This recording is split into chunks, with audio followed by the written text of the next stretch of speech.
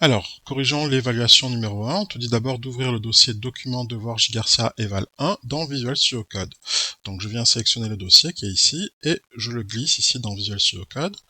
Donc le dossier s'ouvre, tu vois, eval 1 avec le fichier tortue, c'est le fichier, c'est le module. Hein.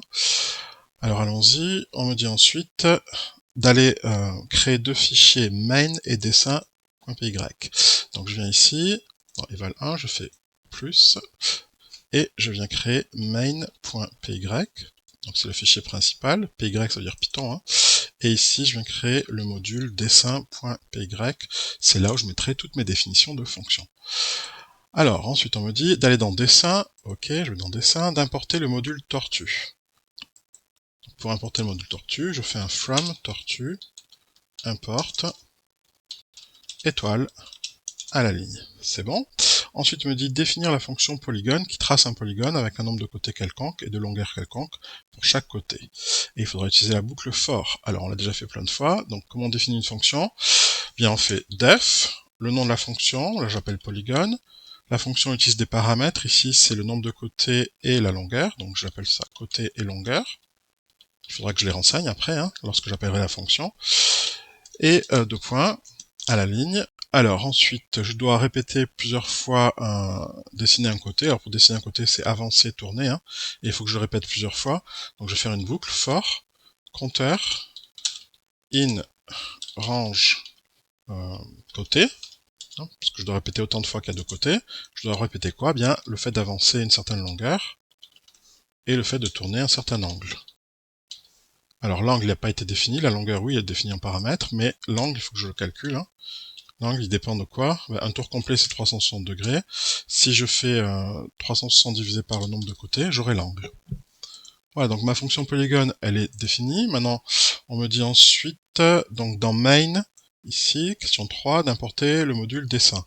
Donc je viens dans main, ici, main, et je viens importer le module dessin. Donc je fais from dessin, alors il me le propose, ok, import, étoile. Voilà. Question A est faite. Ensuite, on me dit d'appeler la fonction polygone pour tracer un carré. Donc, j'appelle la fonction polygone. Donc, je peux soit cliquer ici, soit je fais entrer. Hein. Il la connaît, dans parenthèse. Il me dit que cette fonction a besoin de côté et longueur. Hein. C'est comme ça que je l'ai défini. Donc, côté, puisque je veux un carré, je mets 4. Et alors, 150 pixels pour la longueur de chaque côté. Voilà, je peux exécuter. Normalement, ça me trace un carré, et la fenêtre se ferme. Alors si je veux pas que la fenêtre se ferme, je fais terminer, hein, comme ceci, et la fenêtre ne se fermera pas, c'est moi qui devrais la fermer à chaque fois en cliquant ici. Voilà, donc on a fait la question 3, on passe maintenant à la question 4, on revient dans dessin, donc on va faire une nouvelle fonction, donc je reviens dans dessin ici, ok. On me dit dans dessin, définir la fonction fleur, qui trace une fleur composée d'un nombre quelconque de polygones. Donc c'est facile, hein.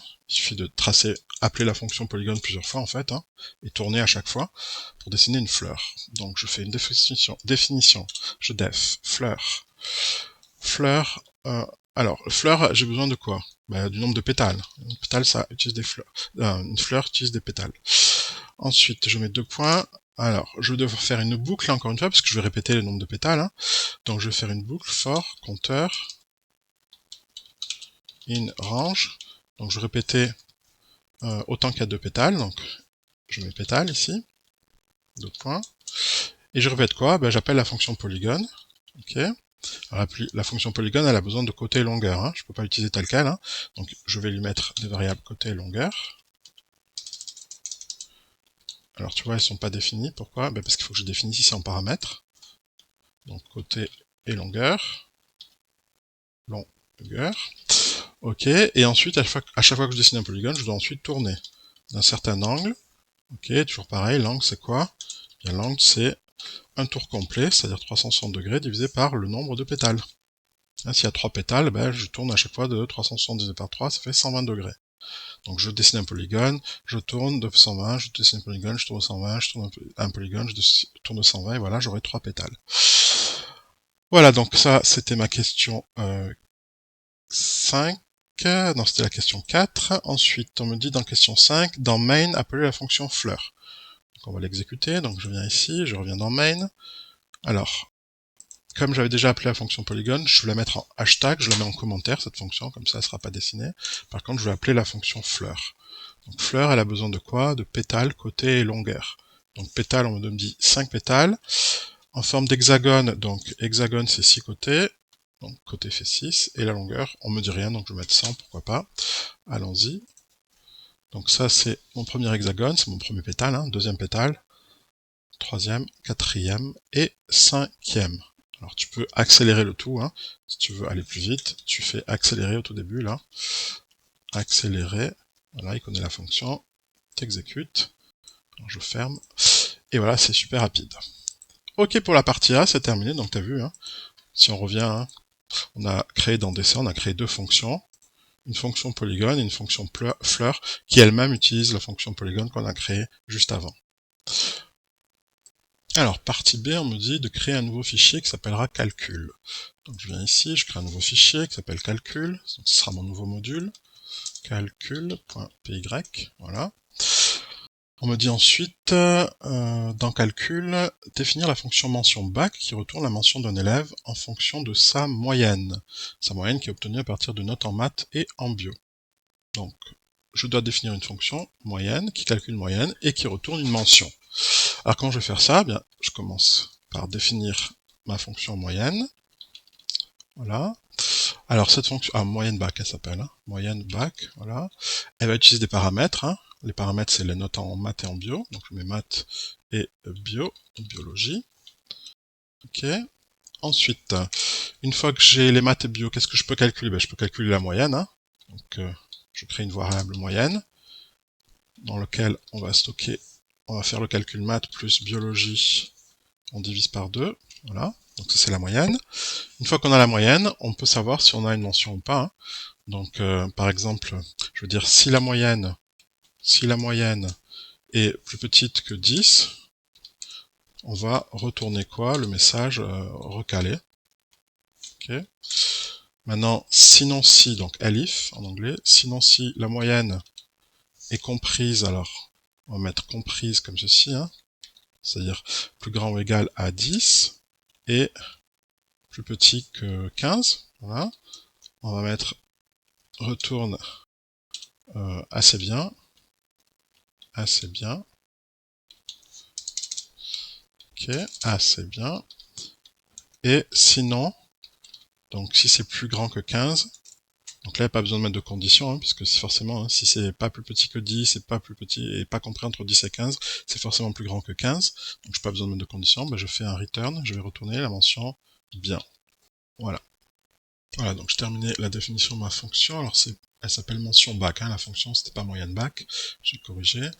Ensuite, on me dit quoi? On me dit donc que je vais dans main.py, question 3, et j'importe le module calcul. Donc je viens ici, donc je viens importer le module calcul. À chaque fois, je dois importer mes modules si je veux utiliser mes fonctions.